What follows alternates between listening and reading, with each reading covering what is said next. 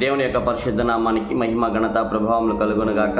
అపోస్తులుల కార్యములు 3వ అధ్యాయము 20వ వచనం. మీ పాపములు తుడిచివేయబడు నిమిత్తమును మారు మనస్సు నుండి తిరుగుడి. చిన్న ప్రార్థన. పరిశుద్ధుల ప్రేమగల తండ్రి, వాక్యాన్ని మాకందరికీ బోధించమని యేసు నామములో అడుగుచున్నాను తండ్రి. ఆమేన్, ఆమేన్, ఆమేన్. ఈ వీడియో వీక్షిస్తున్న ప్రియ సహోదరి సహోదరులారా, మీకు ఒక గొప్ప శుభవార్త. హల్లెలూయా.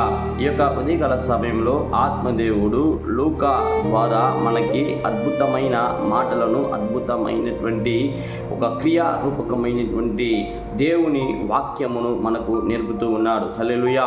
ఒక వ్యక్తి, ఏ వ్యక్తి అయినా పాపములో పట్టిబడి ఉన్నప్పటికీ ఆ పాపముల నుంచి విముక్తి పొందుకోవడానికి, పాపముల నుంచి విడుదల రావడానికి మనము మారు మనస్సు పొంది దేవుని వైపు తిరగాలి. హల్లెలూయా.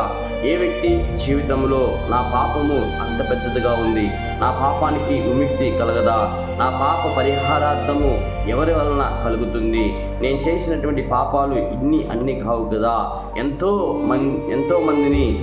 మందికి నేను ద్రోహం చేశాను, ఎంతోమందికి నేను చాలా నష్టము కలిగించాను అనేటువంటి వేదనలతో, బాధలతో, దేవునికి అయిష్టమైన క్రియలతో, దేవునికి విరుద్ధమైన కార్యములలో పాలు పొందుకొని దేవునికి నచ్చినటువంటి పనుబాటులలో ఉన్నటువంటి పాపము తలపైకి కట్టుకున్నటువంటి అనేక మంది భక్తులు ఈరోజు తమ పాప నివర్తి కోసము ఎక్కడెక్కడికి వెళ్తున్నారు. అయితే నీ పాపమును తుడిచివాడు, నీ పాపమును తీసివేయవాడు ఒకరున్నారు. ఆయనే మన ప్రభువైన యేసుక్రీస్తు వారు.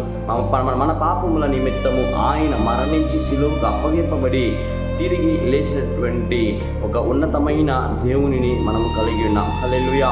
ఈరోజు నీ పాప భారము పోవాలంటే, నీ పాపానికి విముక్తి కలగాలంటే, నీకు మారు మనసు రావాలంటే ఆ దేవాతి దేవుని యొక్క సన్నిధిలో చేరి, దేవా నా పాపములను క్షమించు, నా పాపములకు విముక్తి ఇవ్వని ఆ కరుణామైన యొక్క పాదములను నీవు పట్టుకున్నట్లయితే ఈ దినమందే ఆయన నీ పాపములన్నీ తుడిచివేసి ప్రతి పాపములకు తగినటువంటి పరిహారార్థము ఆయన నీ కొరకు చెల్లించగలని నేను విశ్వసిస్తున్నాను.